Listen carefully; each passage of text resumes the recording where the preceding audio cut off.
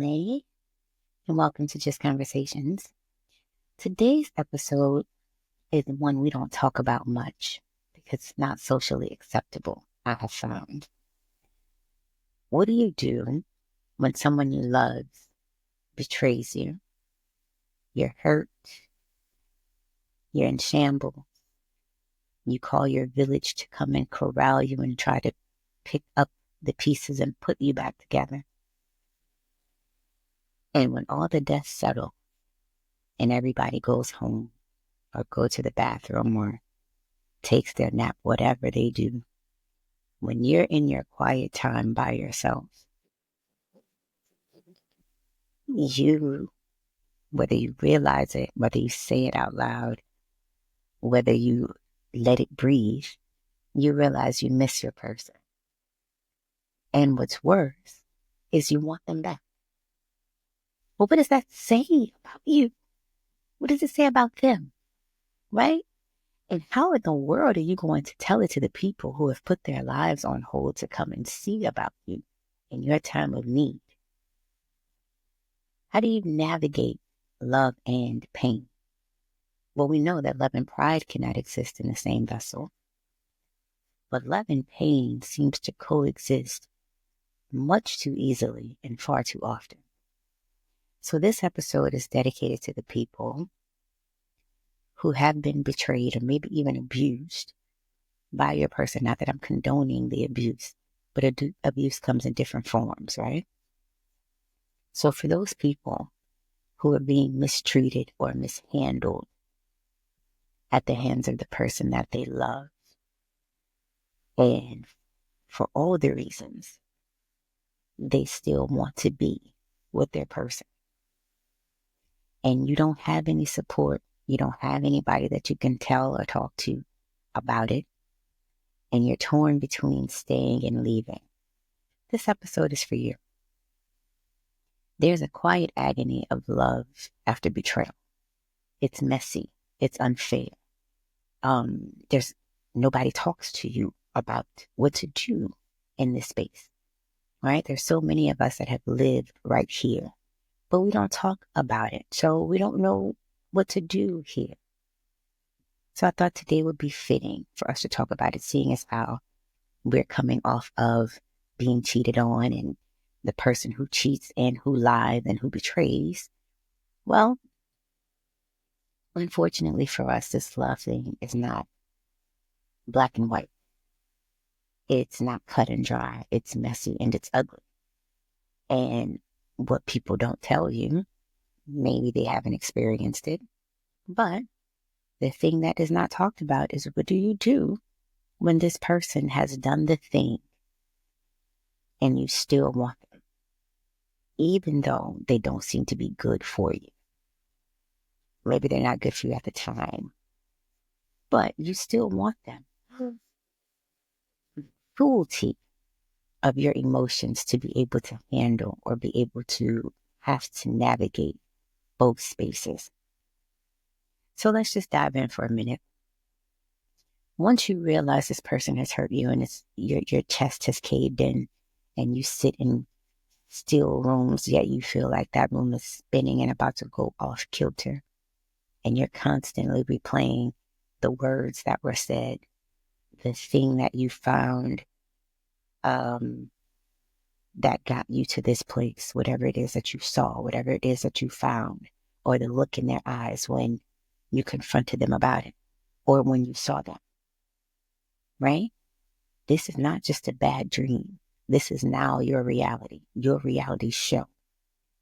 And the person that you chose to protect your heart is the very person that shattered. Yet, you still love them. Yet, you still want to be with them. Yet, your heart still yearns and beats for this person. I'm telling you, this betrayal is not just a betrayal of your trust, but your feelings turn against your brain. It's a betrayal of your own feelings. Because you're angry and you're hurt, but yet you can still love them, yet you can still miss them, yet you can still want to call them, want to run to them. So you're confused. And unfortunately, just because this thing has happened and they have betrayed you or broken your trust, it doesn't mean that the love disappears. And that's the hardest part. Why is it that you can't make your emotions do what your brain is telling it? Seeing as how the brain is supposed to be the more powerful of the two, right? Unfortunately, that's not the case. If you don't train it, that's not the case. I talked to y'all in the first episode about the amygdala and how strong that little thing is if you don't train it, because it needs a brain. If you don't have a brain to control that amygdala, it will lead you right off a cliff. So there has to be some logical perspective to ground those emotions. You can't just run off with them because they don't think for themselves. Okay? Meanwhile, you're sitting in your brain spiraling. How could they do this to me? Did they ever love me? Was any of it real? But in the same breath, you're thinking, can we fix this? Do they miss me? Am I crazy for still loving them and wanting them? It follows no logic. And it's not fair at all. And sometimes it can feel like an outright curse more than a blessing. And I'm not saying that this relationship in particular, who's ever caused you this hurt, I'm not saying that this relationship is a blessing. I'm saying love in general can sometimes feel like a curse more than a blessing, because when it's right and it's a blessing. When it's not right, it will absolutely tear you a whole new heart and a new behind, right? So when this collision of reconciliation and betrayal collide, you have a choice to make. What do you choose? Do you even know how to choose? Or do you sit there just paralyzed, ruminating in what happened? Now, both feelings are valid. The pain of what happened is valid, and the hope of the reconciliation is valid. It doesn't make you weak because you feel both. It makes you very human. It also makes this one of the most excruciating experiences that you'll ever face. Because no matter what you choose, there's a cost, right? If you try to rebuild, there's the risk of you being hurt again by this person. If you try to walk away, your heart literally mourns for them. There is no replacing them because your heart has decided that this is your person and your brain can't catch it. And so if you walk away, you deal with the longing of that, and you can't be in any new relationship because your heart is still back here with the old one. And you can try. Lots of people have tried to get into new relationships when their heart is still in the old one. And it doesn't even mean that they belong in that relationship. It just means that they hadn't healed from it. They moved on way too quickly. And so you have to deal with that pain, that hurt, and the emotions and the mentality that you have, the perspective that you have on that relationship. You have to sit with that and you have to deal with it. You have to reconcile it to yourself before you can move on with this person or with anybody else. You have to do that, but only you can do that because you have to decide which pain you're willing to live with. They're both going to be painful. It's like people say being rich is hard and being poor is hard. Choose your heart. Choose your struggle. Trying to rebuild with this person is going to be hard because I can't guarantee that you're not going to ever think about what happened, even if you've forgiven it. Even if you have the best intentions to not bring it up and to move forward with life. I can't promise you that it won't come up again internally for you and cause you some hurt. Can't promise you that. Or that this person, even though they've said that they've turned over a new leaf, that's something is unhealed in them and maybe they revert back. Can't promise you that this is going to go well. And like we said, if you walk away, you can forever feel like this was your person and you missed out on the opportunity because everybody was telling you to leave this person. And that's absolutely going to happen, because when things like this happen, the first thing that we do is we get to calling. We get to calling our village so that they can come and help us, so that they can come and save us. And that's their job, to stop what they're doing and come and be our protection, be our support, lift us up, put us back together, commiserate with us, right? We're crying together, we're cussing together, we're fussing together.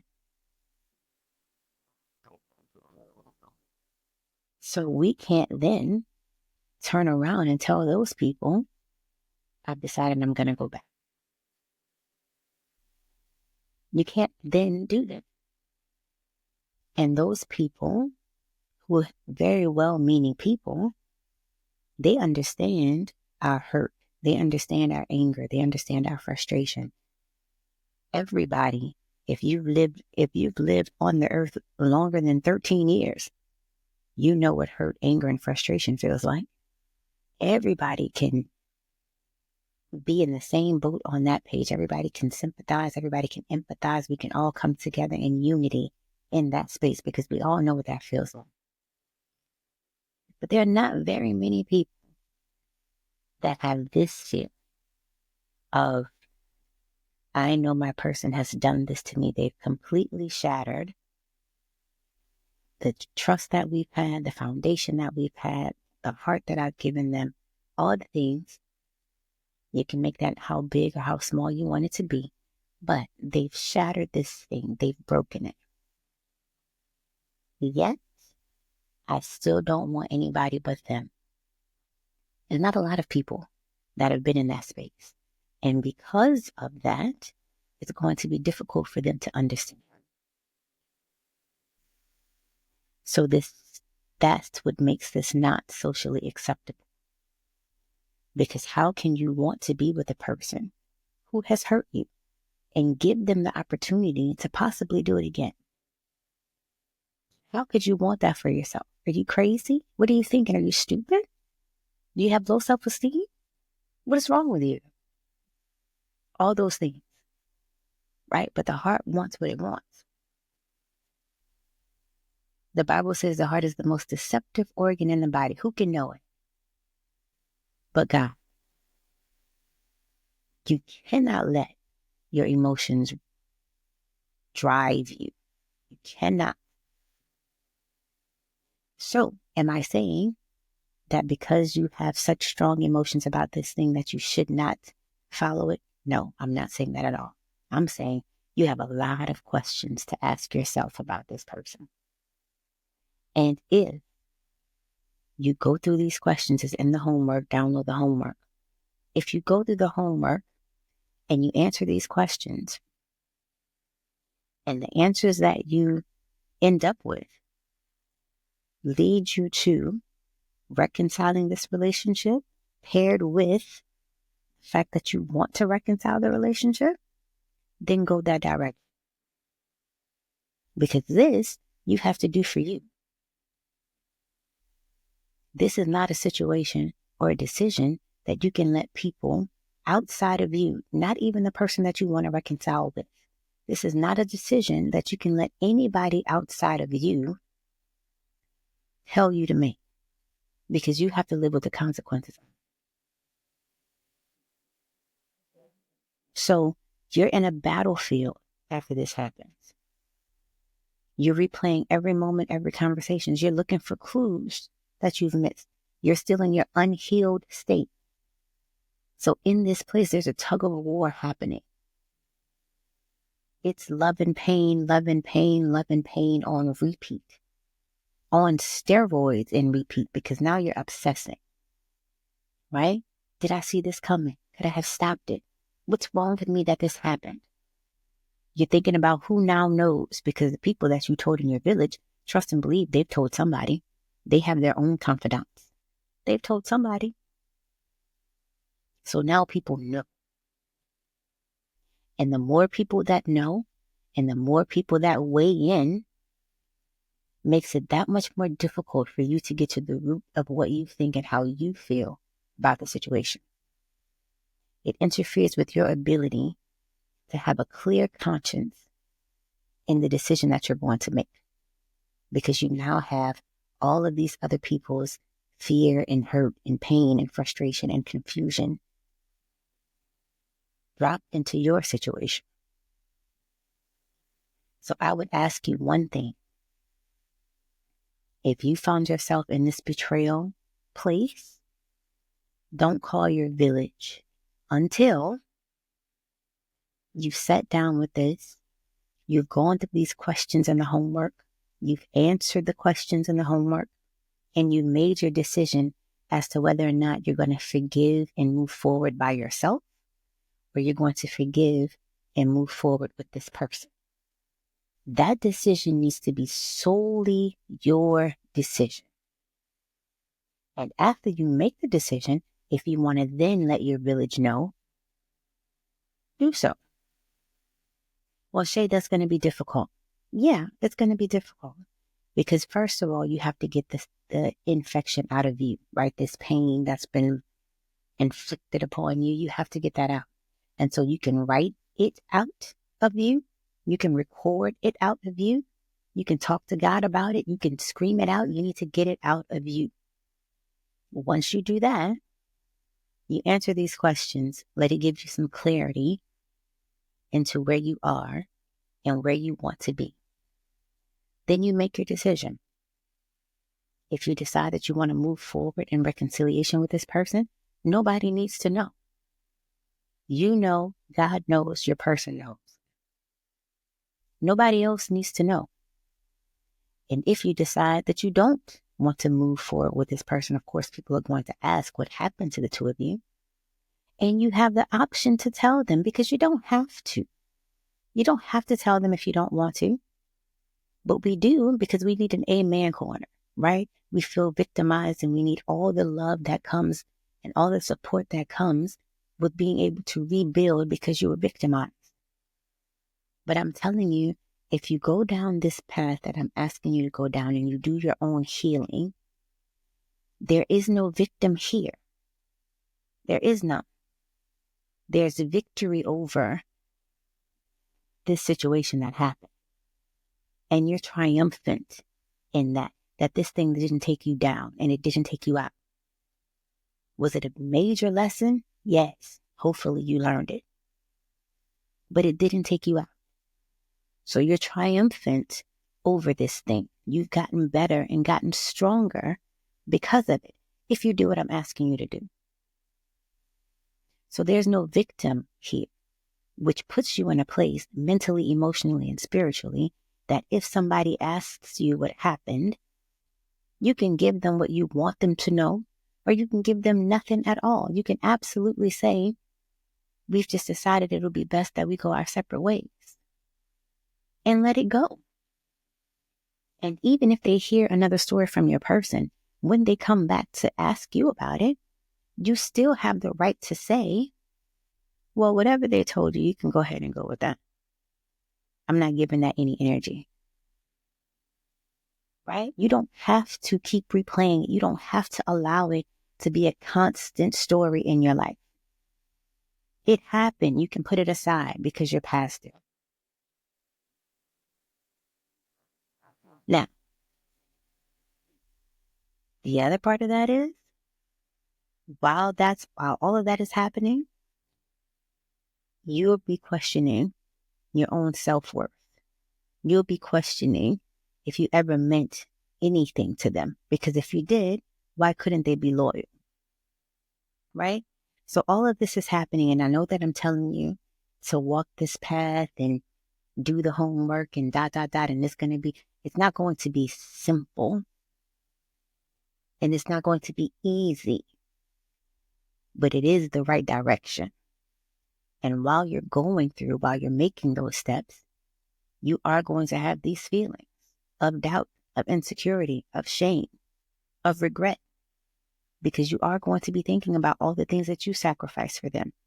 And not to mention, if anybody on the outside mentioned that this person may not have been what you thought that they were. And now this has happened. Like, this is a whole thing. And you have to really be careful with the steps that you make to navigate it. You have to really be careful here, because everybody's watching to see how this goes, especially if they forewarned you about this person.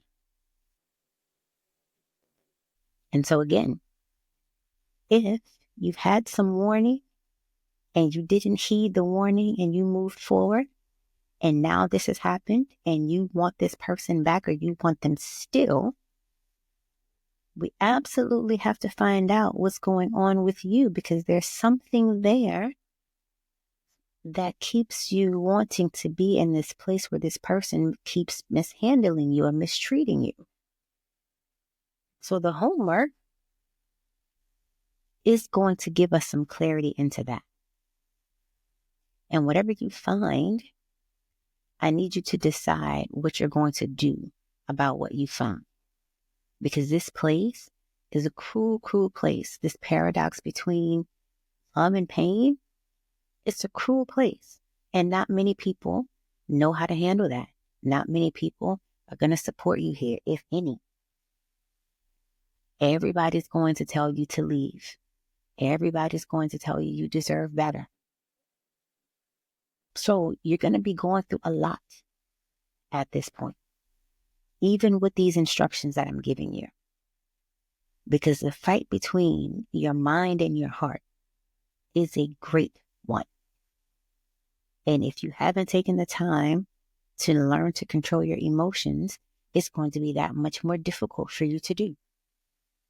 So minimize the outside distraction by not letting anybody know until you have sat with this yourself. Do the homework, go through the questions. Even if you're not ready to make the steps, you'll have the path. So when you are ready, you can make the steps. Find out which direction you want this thing to go. You have to have all of that work. Again, work. You have to have all of that done before you let anybody outside of you know. Meanwhile, you'll be obsessing over this person. And this is why I'm telling you, so we can prevent these things. You're going to be obsessing over this person. You know how we do. We check social medias. We're reading old messages. We're looking for signs that they're just as miserable as we are. And even if they are, if they're on social media, they know that you're looking. So they're going to be just as happy as they can be in these pictures. Or they're going to be all over the place, here and there, with this one and that one, so that you can see that they're doing just fine without you. Even if that's not the case. Right? And if they are trying to get back with you because you're not healed yet, you're busy setting up traps to see if they'll mess up again. And every chance that you get to use that pain of what they've caused you, every chance you get to use that as a weapon, you're using it as a weapon. To force them to do, coerce them to do whatever it is that you need them to do. Because this is your opportunity now to get them to do all the things that they wouldn't do before. Because they're in a place of remorse. They're in a place of humility. And every now and again, if they were good at making you believe that this was your fault, because that happens too. If they're good at making you believe that this is your fault, then you go into overcompensating, giving too much so that it doesn't happen again, because you believe that this is your fault. And I've told you, there's nothing that you can say or do that's going to drive somebody to cheat. Nothing. This person either has cheating in them or they don't. Now, can you create a space? You can absolutely create a space for this person to feel like, okay, I have a decision to make. Well, I'm going to go and cheat. But that's how that goes. There's nothing that you're going to say or do that's going to be the bullet that makes this person go cheat. If they have cheating in them, all they need is an excuse. If they don't have cheating in them, again, nothing that you could say or do to make this person go cheat. So the one thing that you cannot do is internalize this as a self-worth thing, right? You know, the questions that we start to ask ourselves, like, was I not good enough? Right? Was I not pretty enough, handsome enough? Did I not give this person what they needed?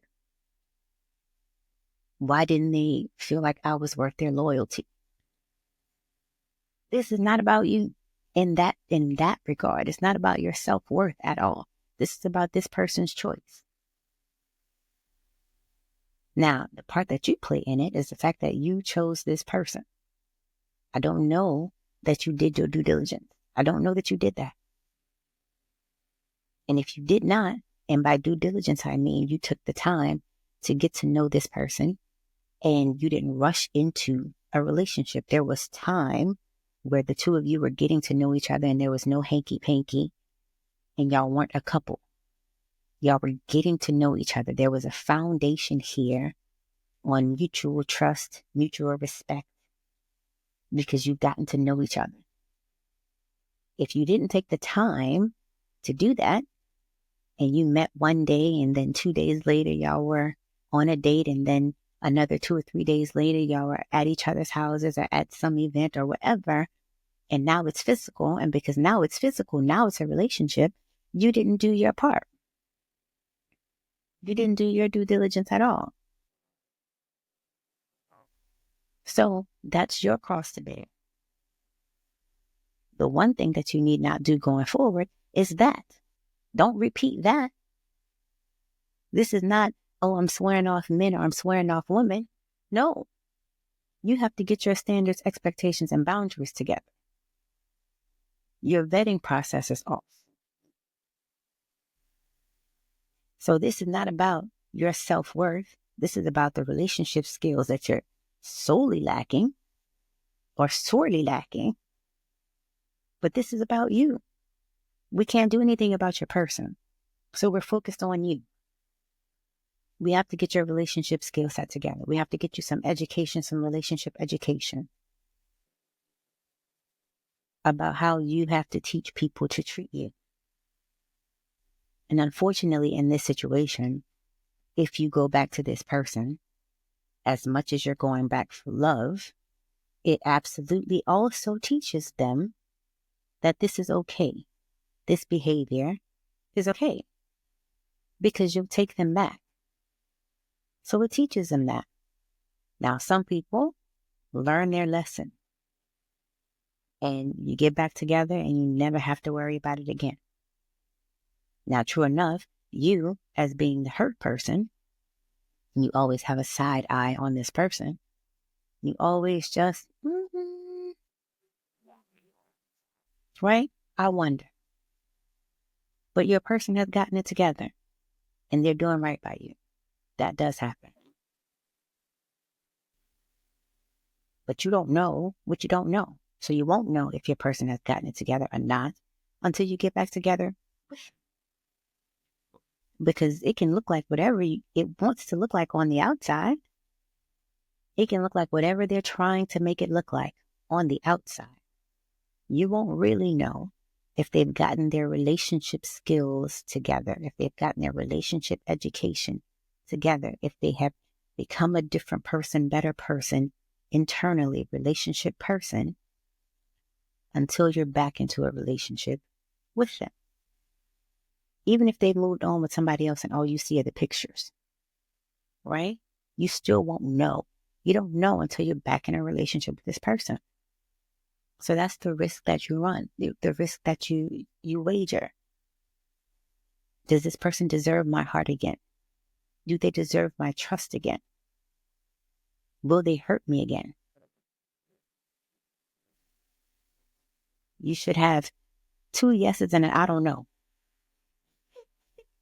If you're considering this person, you should have 2 concrete yeses and an I don't know. And the I don't know should be, will this person hurt me again? I don't know, because you don't. But if you believe that they deserve your trust again, if you believe that they deserve your heart again, and you've answered these questions and you want to be with them, don't let anybody get in the way of that decision, because you have to live with the consequences of your own decision. But get some logic behind that first. Don't just run off on your emotions. That's going to run you off the cliff. There's no T in cliff. That's going to run you off the cliff. But this healing is like, you have to heal with you first, right? You have to heal with you first. You can't feel like, well, I'm going to miss out on the opportunity of them. Right now, they're begging me to come back. Right now, they're doing all the things that I have been asking them to do when we were in a relationship. And if I don't jump on this now, I'm going to miss out. That's not going to serve you in the long run, because you're not healed yet. If you're obsessing behind this person, you're still giving them little tests, right? You're lashing out at them every time they don't do what you ask them to do when they ask you to do it. None of this is healthy behavior, and none of it is going to bring you peace. And if you truly love this person, you won't feel good about it either. It's like pouring gasoline on an already burning fire. Now, if you are doing this, don't beat yourself up. Just recognize that you're not healed, and you should not be moving forward just yet with this person. You have to start healing you first. You have to start asking yourself those questions. Do I really miss them, or do you miss the idea of them? Can you forgive them even if you don't reconcile? Like, you have to know that within yourself. Some people don't know how to forgive, and some of them really don't want to. Whether you're going to get back with this person or not, some people have a forgiveness issue. You, as the person who has done this damage, hear what I'm saying. If your person has a forgiveness issue, they don't know how to forgive, or they don't do it willingly or quickly, you're going to suffer in that relationship. To the degree of which, who knows? But you're going to suffer in that relationship. Forgiveness has to be on the table at all times, because people are fallible. And it's not to say that you should be going around and doing dumb stuff because forgiveness is on the table. No, I'm saying that with the understanding and thinking that you have the maturity and the understanding of knowing you're doing the best that you can by this person. But sometimes you fall short. Sometimes things get lost in translation. Sometimes we make genuine mistakes. And in those instances, forgiveness needs to be on the table. We call that grace and mercy. But if you can't be in a relationship with a person who readily has grace and mercy to give, you're going to suffer in that relationship. And the twisted part about this whole thing is the person who has been hurt, who has been betrayed, who has been cheated on, right? They want their person back, but they have a forgiveness issue. Either they're not healed yet and can't forgive, or they don't know how, not willing to, right? Say that's the case. Well, you get back with your person, and your person is trying to do all that they can do. But in this person's brain, the one who has been hurt, they still feel like you have the room for you to make a mistake, and you should then be forgiven, even though you cannot, will not, have not yet forgiven this person. It's the weirdest thing that happens that way. But it happens. And so what does rebuilding trust look like to you? Does this person who's hurt you, do they have the capacity to meet you halfway? Right? Are you holding on to this love because you really, in your heart of hearts, know that this is your person? Or are you just afraid of letting go and being by yourself? Because you were single way too long before you found this person to begin with, and you don't want to do that again. Or you feel like it took you too long to find this person, or for God to send you this person, if you think that God sent them to you. And you don't want to go through that single period again. You don't want to go through that lonely space again. So you hold on to this person. But know that you can love someone and still choose to walk away. Just because you love them doesn't mean that you have to stay. You can miss a person and still know that they're not good for you. You can miss a person and still know that they did you dirty. And you can forgive them without taking them back. All those things are okay. No different than if you want to forgive them and take them back. That's okay too. But whatever decision you make, you have to make that decision for you without anybody else's input or anybody else's direction. What do you need to heal? What are you willing to fight for? What are you no longer willing to accept? Make a decision that honors you. Again, you and you alone have to deal with the consequences of this decision. Your heart is yours to protect. It's yours to protect.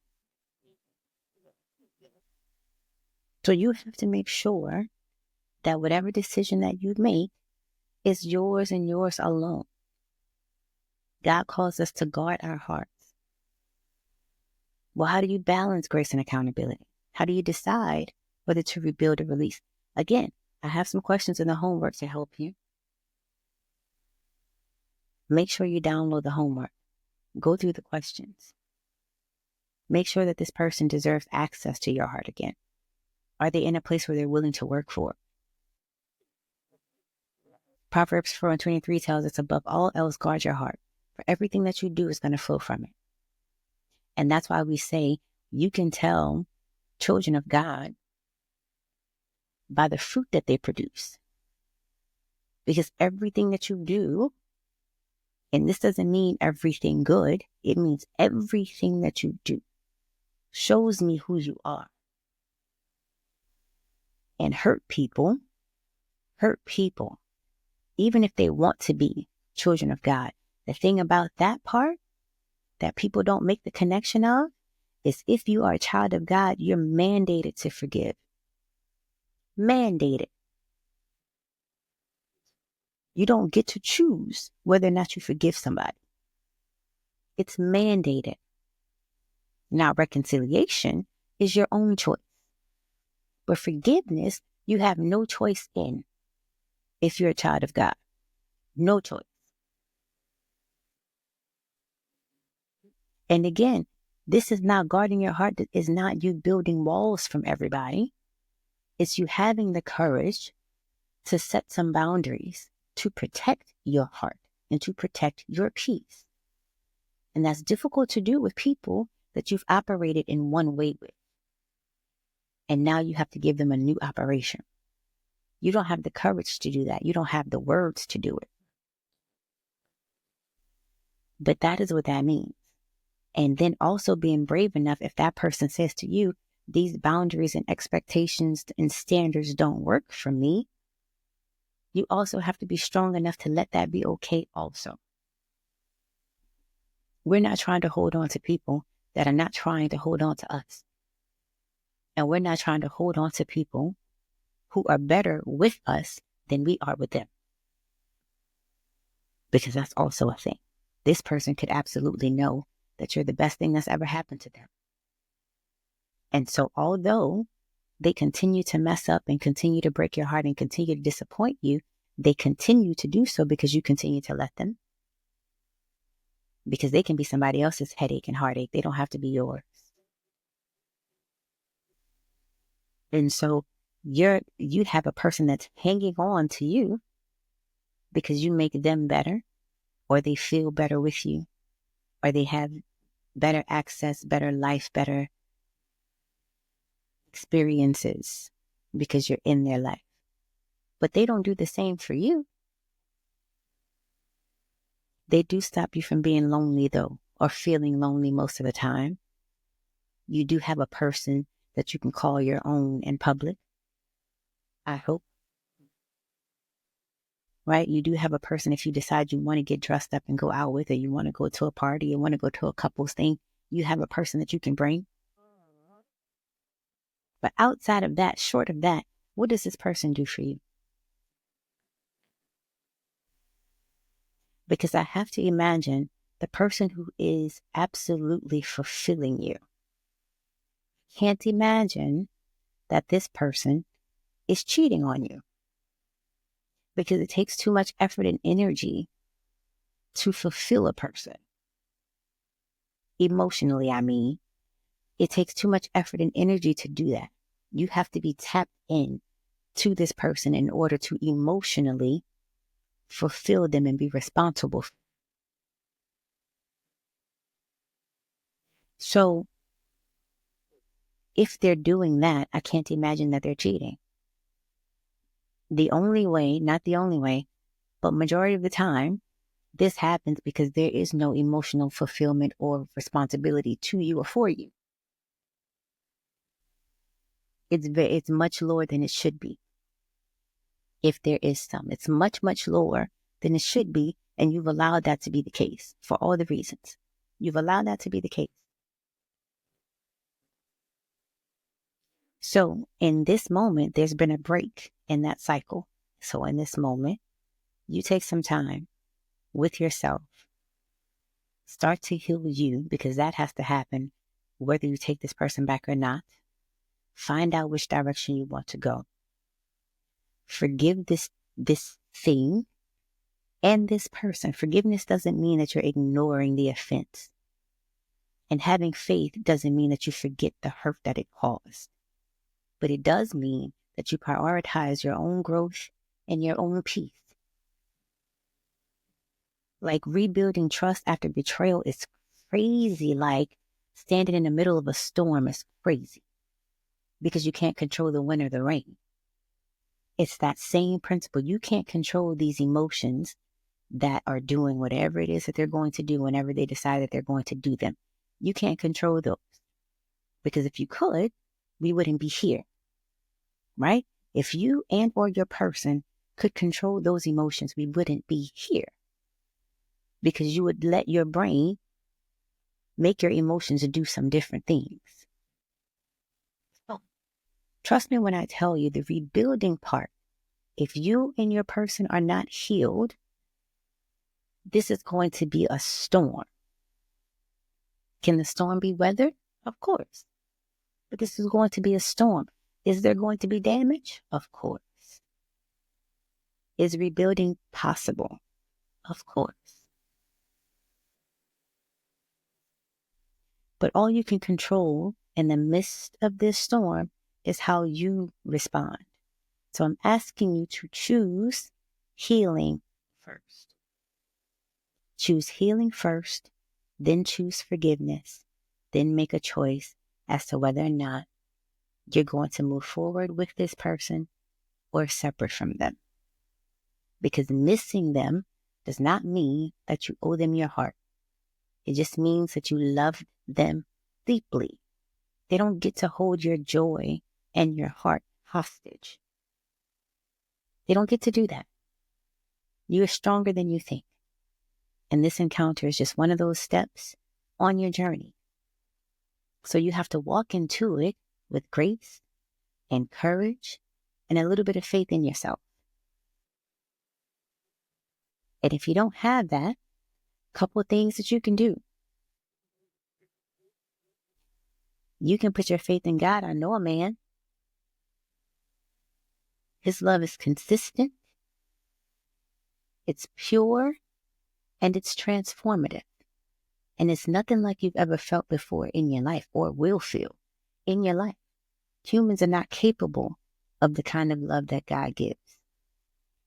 In my opinion, that's what makes God God. We're not capable of it. God's love is either going to change you or it's going to change the situation. But he will meet you right where you are, because you're also on my favorite street, Love and Lost Street. God lives there. And it's a place, if you don't have the courage and the faith to walk this thing through yourself, call him. He will come to wherever you are. If you cannot walk this thing through by yourself. Now, for those of you who don't have that kind of a relationship with God or don't have it yet, and you're curious, download a Bible, find a version that you like. I recommend the New Living Translation, the NLT. Read the principles in the chapter that the principle is in so that you can get to know God for yourself. All of this you'll find in the homework. Download the homework. Okay? I suggest you read the Gospels first. Matthew, Mark, Luke, and John. Learn about Jesus. The only way that you can get to God is through Jesus. And if you want to learn about God, then you read the Old Testament, Genesis to Joshua. The Old Testament is longer than that. It's several books, but Genesis to Joshua gives you a really firm understanding with who God is in general, right? I don't think even if you read the whole Bible for years and years back to front, I don't think you get the fullness of who God is. He's too multifaceted. Like we can't comprehend who God is in totality. You get enough of an understanding of who he is from Genesis to Joshua to decide to make a sober decision if you would like to build your own relationship with him, which is what I'm asking you to do. You need to know if you want to build a relationship with him. You need to know who it is that you will be getting into a relationship with and what his expectations are, because you have some. A relationship with God is not free, right? But in a relationship with him, you will get your soul saved and you can be in an eternal relationship with him. But it does not mean that you're not going to have strife. It does not mean that you're not going to have trouble or suffering or sorrow. It does not mean that you're going to be happy every day and all the time. You won't find any of those promises in the Bible. So I'm not asking you to choose God because it's going to make you have happy days. I'm not asking you that. I'm saying get to know him for yourself and find out if there's something in there for you to make you want to have a relationship with him, because you have to choose that for yourself. This is your due diligence. There is an expectation in your relationship with God. He's fully expecting you to meet that expectation. This is not a relationship that you jump into. You shouldn't be jumping into any of your relationships, but especially this one. Don't jump into it. Don't go to church and get all excited and emotionally overwhelmed and decide because it feels good that you're going to go to church. I mean, that you're going to join the church, you're going to get your soul saved without you finding out what the cost of that relationship is going to be. God tells you in John, count the cost before you pick up your cross to follow me. You need to know what you're getting yourself into. But that said, if you read Genesis to Joshua and you decide that you'd like to build your own relationship with God, there is a link in the description called the Roman Road. It's the step-by-step scripture-based process for how to become a Christian. Just in case you're interested and you want to find out how to get there. All right? All right. Well, that's it for that, you guys. I hope this helped you. I hope you learn some things and have an understanding of some things. And it puts you in a position that you can make a better decision for yourself. Stop by next week for step 3 on your journey from hurt to health. I love you. God loves you. There's nothing you can do about that. This journey is yours to create, you guys. Make it what you want it to be. Remember, if you change your perspective, you can change your whole life.